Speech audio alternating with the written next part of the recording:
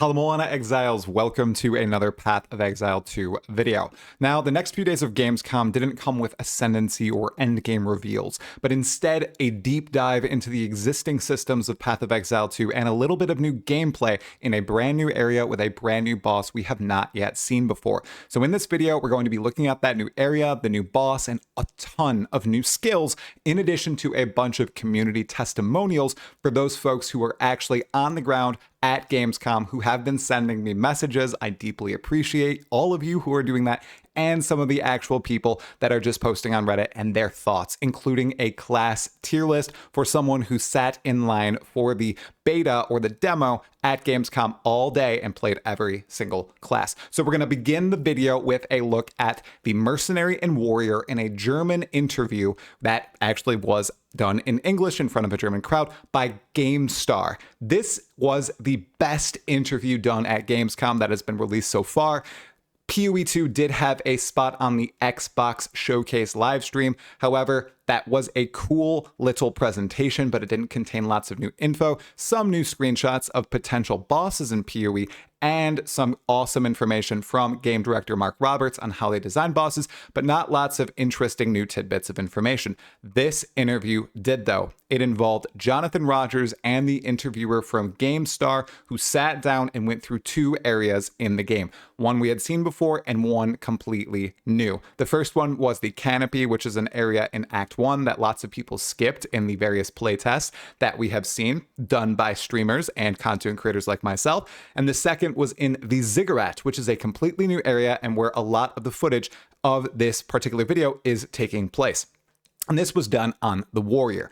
Now, Jonathan was coaching this particular interviewer on all things Path of Exile 2 during this interview, showcasing things such as the new skill gem system, how support gems interact with skill gems, how recommended skill gems interact, and all these new skill gems that we have not seen before, including Hammer of the Gods. We also see Stampede and how Stampede interacts with various slams such as Volcanic Fissure, and it was all just so rad. I'm especially going to dive briefly into Jonathan's little talk about cooldowns in Path of Exile 2 and in general other games, and how he thinks they are lazy game design, but if used sparingly, they are powerful. And that is what we're seeing with Hammer of the Gods, which is an incredibly powerful ability where you call down basically an ancestral hammer onto your foes, and it does a massive slam and big burst of damage, but it does have a lengthy cooldown. This is used as a finisher, it's used in boss fights on giant packs, and I'm sure there are ways to optimize it, but it does have that cooldown. And Jonathan stresses the fact that PoE does not have lots of cooldowns because he believes it's lazy game design, but if used in the proper places, it does make character design and build design better. So that ability that I've repeated a few times on screen, that is Hammer of the Gods, it looks absolutely rad. Another skill that we went into was Stampede. Basically, it allows you to charge up through a group of enemies or on top of a previously done slam or fissure and build up a bunch of power and then end with a massive hit to the ground. Another movement-based ability, this one a bit quicker than that 3-in-a-row slam, which name is escaping me right now. And it looks like if you can abuse this, oh, it's going to be so much fun to run through maps and into great packs of monsters with this ability. In addition to this new area, the Ziggurat, which looks like it's some sort of artificial star that the Val have created, and they basically made the Searing Exarch, and you're doing a Searing Exarch fight, although a bit more complicated, in the middle of Act 3, just randomly. Can we talk about how wild that is for a moment? We'll look at the boss design and how they're designing bosses in PoE a little bit later, but can you just fathom that we're essentially getting the Searing Exarch, which is an endgame boss, in the middle of Path of Exile 2's campaign? Now, Jonathan does mention this. He tells the interviewer, hey, this isn't even an endgame boss. This is just a random boss in the middle of PoE 2's third act. That's wild. He has the ball face, he has lasers, he has the innocence beam, he has ads that spawn, he has these crazy black holes that move throughout the arena, and the setting itself is in the middle of this great temple wherein they think they've made an artificial star, but they've actually just made a volcano, which is also pretty rad. And just everything aesthetically pulls together well. Now, the sound effects aren't great on this particular presentation, and even the graphics here, apologies, it's in Twitch quality because the video isn't even up on YouTube, but it still looks pristine. I cannot wait to play and explore all the rest of these boss fights and bosses. Now, on to the actual skill gems and skill ideas that we learned about in this particular interview. We learned that in addition to creating new support gems or new gems with uncut gems, you can actually use these gems to level up existing gems that you have. So if you're getting uncut gem drops and you don't need any new skills, you can use them just to level up the gems that you already have, which turns them into a valuable piece of currency, essentially, that you'll always be able to use no matter what. That's very cool. In addition, we actually saw all these new support gems for the first time, most of them, in this particular interview. The interviewer was great. He managed to scroll down and showcase all this stuff to us. We also saw some brand new skill gems too, and edited gems like armor-piercing rounds. We saw blind support, break endurance, chain, concentrated effect, controlled destruction, critical damage, and many, many more gems. I'm actually going to have the link to everything I'm talking about in this video in the description below, so don't feel like you're missing out if you're not looking at the screen. If you want to peruse over all of these at your own pace, everything will be in the description. So we also saw, explosive grenade launcher in its current version, Fist of War support, flash grenade launcher, and many, many more gems. People took screen grabs here. We see mana flare and mana leech, minion instability. There was just a bunch of stuff that was showcased in this presentation that we haven't seen before. We even got to see grenades interacting with multiple projectile support and seeing a bunch of grenades just flying out and then all exploding in unison. It was absolutely rad. I'd also like to call out the fact that Jonathan spent a good deal of time talking about WASD in this interview and how about 75% of the Grinding Gear Games office has converted from mouse and keyboard to WASD, and the fact that yes, it is going to feel very different to the usual ARPG enjoyer when they first try out WASD with Path of Exile 2. It took lots of people who are constantly playing the game to get used to it. So us who have been playing PoE 1 for the longest time, hopping into PoE 2, he encourages to attempt to use WASD and give it a chance. And by, midway through Act 1, we're going to get used to it. We're really going to like it. And we're probably going to swap to WASD. We see in a lot of these boss fights too, you need precise movement. So yes, you can use the mouse to try to configure your movement through all these bullet hell phases and wild boss fights. But using WASD with the mouse to aim certain things probably is going to be the way to go. I know this is a controversial topic for a lot of people who have only been playing not WASD, mouse and keyboard for the longest time in their beloved Path of Exile 1 or other ARPGs, but give it a chance. I was anti-controller until I tried it for 6 hours at the console event, and I actually enjoyed it. So give it a chance. Let's see how it feels. It did feel clunky to me in March when I played the Warrior, but I may be able to attribute that to many other things that have been updated since then, such as the flask system and the like. So when it comes out, as Jonathan is saying, give it a try. You might really enjoy WASD. One last little thing from this interview, and it's actually something I totally forgot to mention from the Ziggy D interview in the video that I released yesterday or the day before, and that's the fact that Ritual is basically the first confirmed League mechanic from Path of Exile 1 to be in PoE 2 in terms of we're seeing it in the game itself. Both this interviewer and Ziggy D showcased Ritual in the game. Unfortunately, we didn't see the reward screen, but we did see an actual Ritual encounter. It looks very similar to Ritual in PoE 1, except there's no extra flare or effect like a frost beam circling around or a poison orb spewing out chaos projectiles. It just looks like a lot of monsters, darkness surrounding the area, and you kill them, and then the fight ends. In the Ziggy D interview as well, we do see the boss of the canopy is the King in the Mist, so he will definitely be appearing in PoE 2 as he has been appearing in PoE 1. Okay, before we get to the community testimonials from folks on the ground playing the game and getting juicy little tidbits of information about the passive skill tree and changes there, let's take a look at the Gamescom Xbox boss spot that was revealed by Path of Exile 2. Now, a lot of us were thinking that, hey, this presentation is going to involve something really brand new, such as Ascendancies or Endgame or some other system that we've not seen before, because there's going to be lots of eyeballs on it. That is not the case. The only big, real piece of new information we have received from Gamescom has been the early access launch date, which is November 15th. Everything else is reiterations or iterations of new ideas on existing revealed content, and that is the same with this particular presentation, in which Mark Roberts, game director on Path of Exile and the primary boss designer for PoE 2, talks about how he and the team design bosses. And this was a wonderful segment. Like I said, I'll link all my sources below. You can watch it. It's about 4 minutes. There were a few juicy tidbits of information here, including some screen grabs, which I will be cycling through on screen while I talk about it, of potential new bosses in Path of Exile 2. And some of them are just eldritch and horrifying. There's these creatures, which I can't even begin to describe, that Mark Roberts says, hey, sometimes we need to create a boss encounter for the story. And the Iron Count plays over the voiceover while he's talking about this. Clearly, that's the Act 1 boss. They needed that boss to be designed specifically for the story. And then he says, and in other cases, and in the wildest cases, we just tell the artists and the designers to go wild and make whatever they think is cool. And then it just cycles through all these pictures that you're seeing on screen now. These wild abominations that we have not yet seen in game, and we will be fighting in Path of Exile 2. Let me know in the comments below, do you have any ideas on what these creatures might be? Do you think there's an act boss littered in there, or do you think they're one of the over 100 other bosses that we will be fighting in the game? Regardless, they look awesome. And Mark Roberts, after that, reiterated that there are over 100 bosses in Path of Exile 2 with many more on the way, and none of them reuse assets from their library.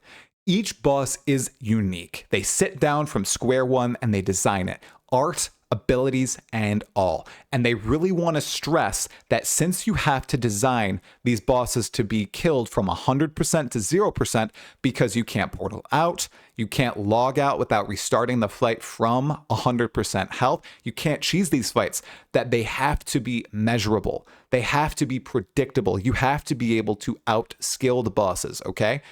That's awesome. I cannot wait to fight these, because a lot of complaints that people have about PoE 1 bosses are that they're cheap or something, right? And that they're designed with 6 portals in mind. Well, with Path of Exile 2, that's not the case. They are designing this with a 100 to 0 attempt in mind, and they are trying to be very meaningful and mindful with all the abilities that they're giving said bosses. And that's exciting. And it's also exciting that every boss is unique, and there are so many more on the way. 100 plus is just the baseline. With every league, they're going to be adding new bosses.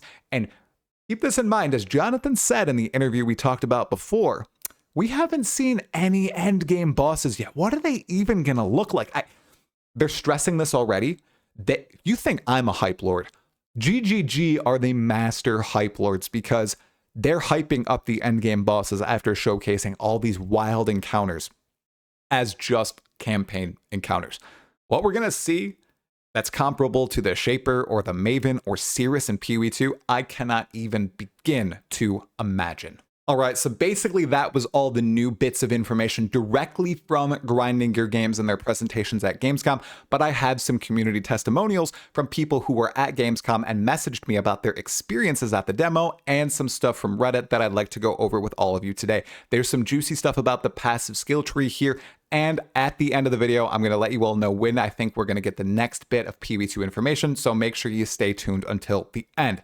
First one right now is from Aero Aris. He says, hey Try, I had the opportunity to play PoE 2 at Gamescom today, and I took a closer look at the passive tree. And because it might interest you, I tried to compile a list about changes I noticed.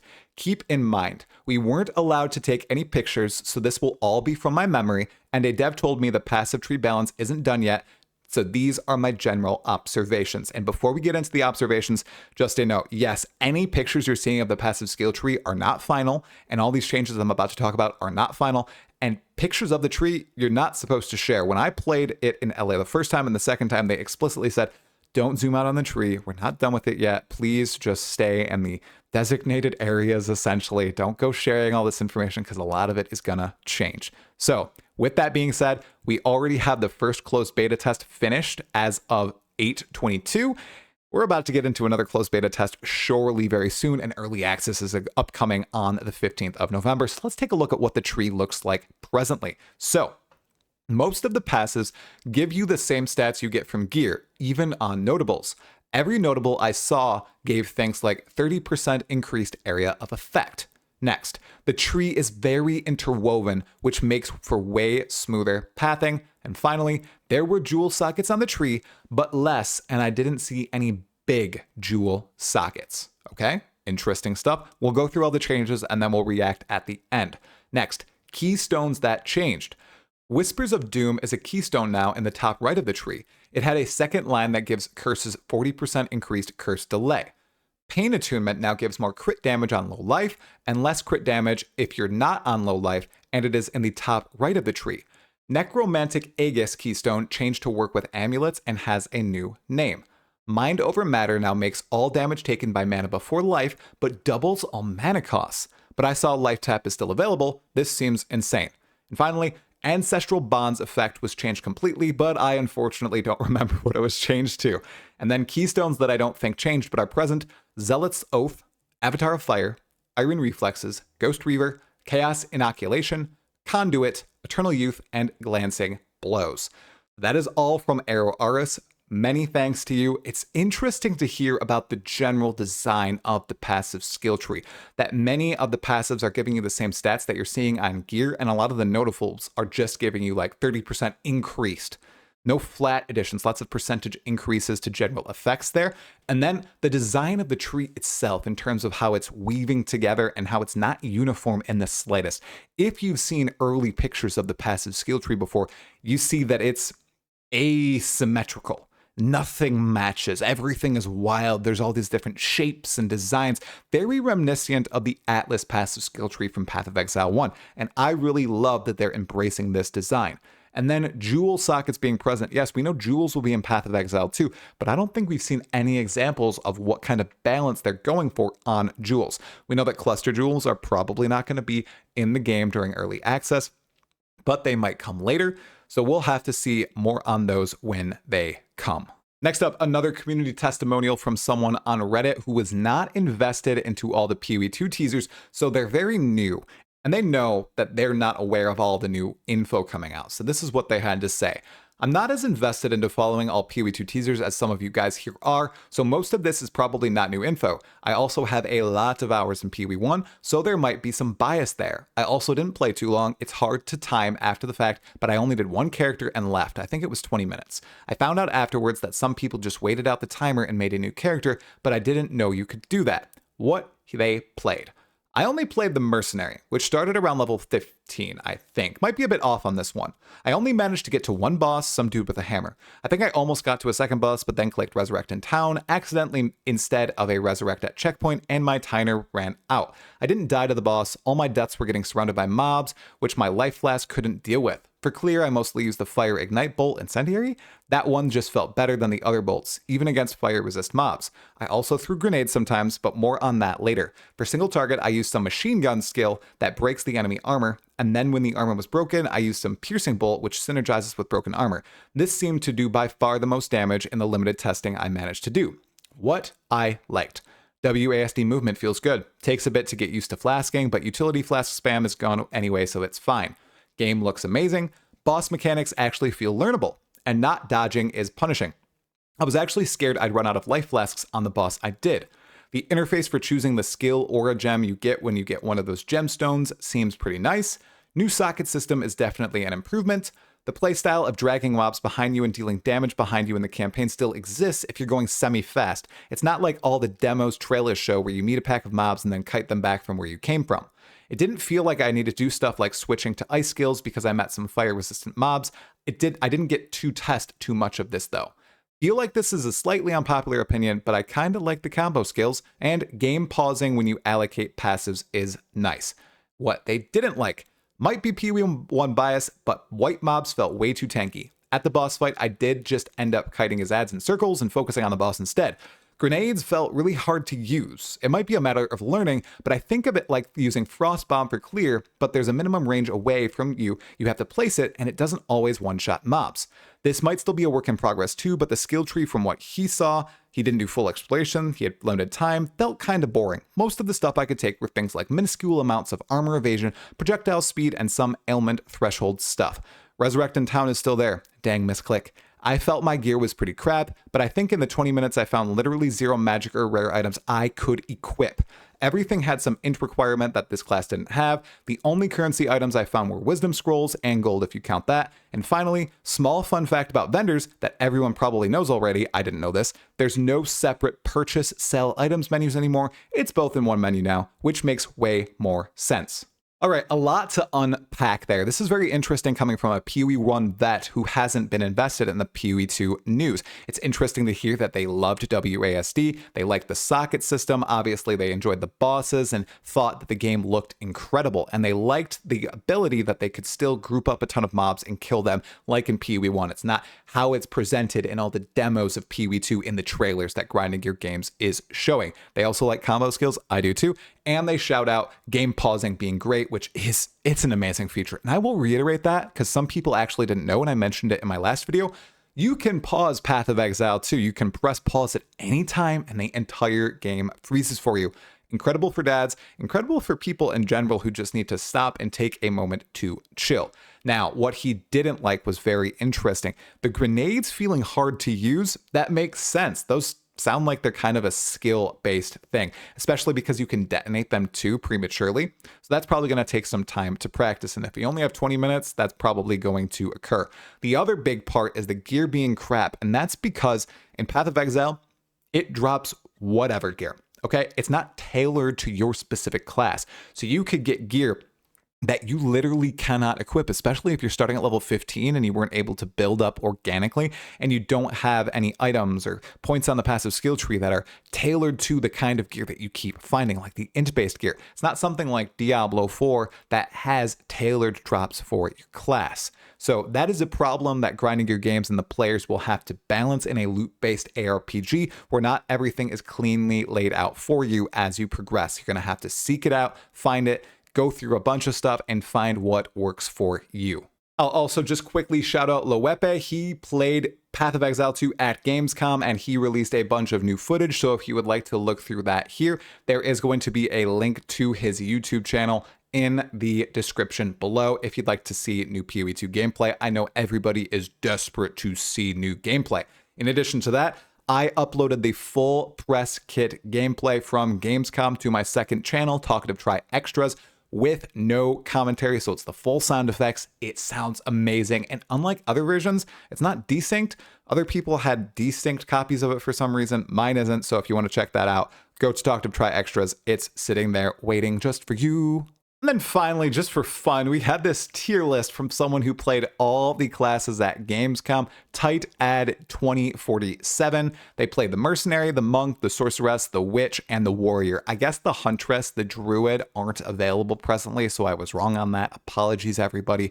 So they rated the Mercenary as an A tier, the Monk as S tier, the Sorceress, D tier, that's bad, Witch A tier, and then the Warrior is B tier.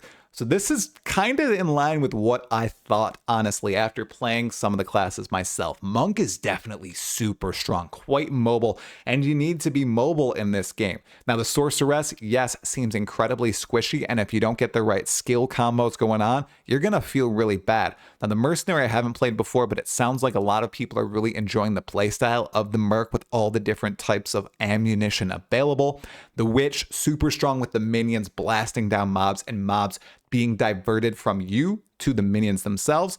And then the Warrior, very interesting line right here from this person, B tier. If you were to compare current Warrior to 2023 Warrior, then it's SSS tier. It's a very big improvement to last year's iteration. Completely agree from watching. When I played the Warrior in March of this year, it felt really bad. everything that I have seen thus far about the Warrior has changed that opinion. All the gameplay footage, all the testimonials, all the feedback that I've seen has completely flip-flopped my thoughts on the Warrior, and I cannot wait to play it once more. Okay, and that's going to wrap up most of the news, but when are we going to get the next Path of Exile 2 information? Well, one, Ziggy D is still sitting on some more interviews that he had when he was out in New Zealand interviewing Grinding Gear Games, especially about the campaign and changes that they've made to the campaign to make it feel even better while playing through it.